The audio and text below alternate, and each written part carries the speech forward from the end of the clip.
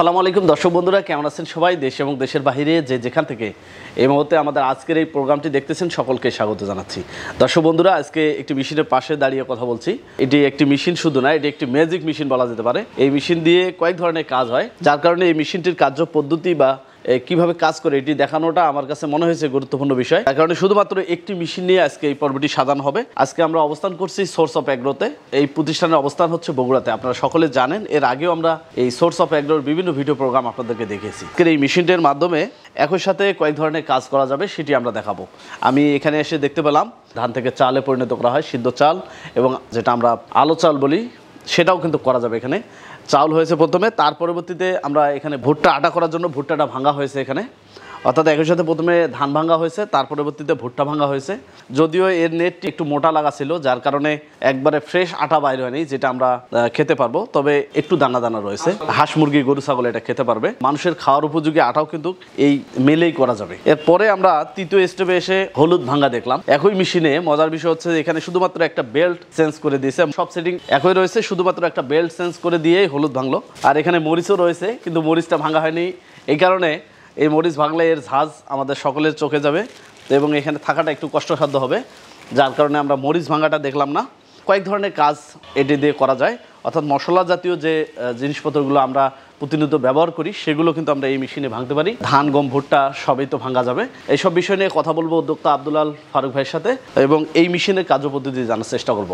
একজন উদ্যোক্তা যদি এই মেশিনটি ক্রয় করে তার কর্মসংস্থান তৈরি করতে চায়, সেক্ষেত্রে সে কতটা লাভবান হতে পারে এই বিষয়গুলো জানবো। আশা করছি ভিডিওটি না টেনে পুরোটি দেখবেন।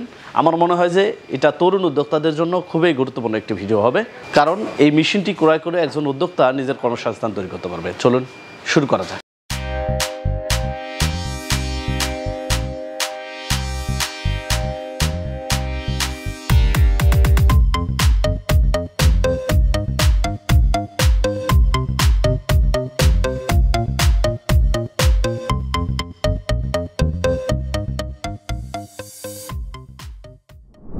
ওয়ালাইকুম আসসালাম ভাই, কেমন আছেন? জি আলহামদুলিল্লাহ। আপনার সোর্স অফ অ্যাগ্রো কেমন চলছে? আলহামদুলিল্লাহ অনেক ভালো চলছে আপনাদের দোয়ায়। আপনাদের দোয়া তো আছেই, এবং আমরা যাদের সেবা দিই তারাও আমাদের জন্য দোয়া করে। যে মেশিনটা দিচ্ছি, যাদের যে সেবাটা দিচ্ছি, তারা ভালো ফলাফল পেয়ে তারাও আমাদের জন্য দোয়া করে। তো তাদের দোয়াতে, আল্লাহর ইচ্ছাই আমরা আস্তে আস্তে কিন্তু আপনি দেখছেন যে একটা পরিবর্তন আসছে আমাদের। দিন দিন তো উন্নতির দিকে যাওয়া জি ইনশাল্লাহ ইনশাল্লাহ। তো অনেক মেশিন আমরা দেখিয়েছি এর আগে দর্শকদের, কিন্তু আজকের যে মেশিনটি দেখাতে চাচ্ছি দর্শকদের সম্পূর্ণ আলাদা। একই সাথে ধান, গম, ভুট্টা, তারপরে অনেক প্রকার কাজ করা যায়। এইটা সম্পর্কে আমাদের একটু বিস্তারিত বলবেন, এবং এটা কোথা থেকে নিয়ে আসা, কিভাবে ইম্পোর্ট করলেন, এবং আমাদের দেশের উদ্যোক্তাদের জন্য এটা কতটা লাভজনক হচ্ছে? এটা অনেক লাভজনক। এর প্রমাণ হচ্ছে একটা, সে প্রমাণ দিয়ে আমি ভিডিওটা শুরু করব। সেটা হচ্ছে যে এটার ভার্সন ছিল 16, সেটা 17, 18, 19, 20 হতে হতে 28 ভার্সন। এটা তে ভার্সন বা আপডেট তারই আসে যে প্রোডাক্টটা আসলে মানুষের উপকারে আসে। দেখেন আগে মোবাইল ছিল, আমাদের ডিসপ্লে ছিল কেমন, এমনি সাদা কালো একটা ডিসপ্লে ছিল না, সেটা আস্তে আস্তে কি হচ্ছে, আপডেট হচ্ছে। তো ভার্সন 16 থেকে আজকে আমাদের আছে ভার্সন 28। আর এর কারণ হচ্ছে এই মেশিনটা নিয়ে মানুষ লাভবান হচ্ছে, ফলে এই মেশিনে আস্তে আস্তে আপডেট আসছে। এই আপডেটের লেটেস্ট ভার্সন যেটা, সেটা হচ্ছে ভার্সন 28, যেটা সোর্স অফ অ্যাগ্রোতেই আছে। ম্যাজিক মেশিন বলছি, এর কারণ হচ্ছে এই একই মেশিনে 15 থেকে 20 প্রকার কাজ করা যাবে। গুরুত্বপূর্ণ যে কাজগুলো আমাদের দৈনন্দিন কাজের জন্য, দৈনন্দিন কাজে, যেমন এই যে এই সেকশন যেটা, এটা হচ্ছে অটো রাইস মিল। শুরুতে আসেন, এটা শুধু মুখের কথা নয়। এখানে দেখেন একদিক দিয়ে চাল বের হচ্ছে, আর এক পাশ দিয়ে খুদ বের হচ্ছে। এই চাল আপনার হাতে দেখেন, চালটা একবারে রান্না করে খাওয়ার মতো, এর মধ্যে কোনো গুঁড়ে নাই, ভাঙ্গা হচ্ছে, আবার ঝাড়াইও হয়ে যাচ্ছে একসাথে, একবারে হাঁড়িতে মানে পাতিলে তোলার মতো, রান্না করার মতো। এই জন্য এটা বলে মিনি অটো রাইস। আর এটা ঘন্টায় 8 থেকে 9 মন ধান ভাঙে। যেটা বললাম আগের ভার্সনগুলো আগে 2 মন, 3 মন, 5 মন হতে হতে এখন আসছে ভার্সন 28। আর একজন উদ্যোক্তা যদি এটা দিয়ে অটো রাইস মিল যে এলাকায় গেছে, এর চালও ভালো হয়, আবার একবারে ফ্রেশ চাল পাওয়া যায়, বাজারে বিক্রির মতো চাল হয়। সেজন্য এই যে মেশিন যারা ক্রয় করে তাদের কাছে যে কাস্টমার আসে, মানে ভাঙানোর যে কাস্টমার, সেটা প্রচুর পরিমাণে পায়। পাশে যে যদি রাইস মিল থাকে সেগুলোর থেকে এখানে আসে। আর এর সাথে রয়েছে আপনার সিঙ্গেল ফেসের মোটর। একটা মিল তৈরি করতে একজন উদ্যোক্তার লাইন নিতে 1 লাখ টাকা লাগে, সেই জায়গায় এটা অল্প ইনভেস্টে 70 থেকে 80 হাজার টাকার ইনভেস্টে সে ব্যবসা শুরু করতে পারছে। এটার সাথে রয়েছে আপনার সিঙ্গেল ফেসের মোটর। সিঙ্গেল ফেস অর্থাৎ বাসাবাড়ির লাইনে চলবে, দোকানের লাইনে চলবে, এটার জন্য এক্সট্রা 3 ফেসের লাইনের দরকার হয় না।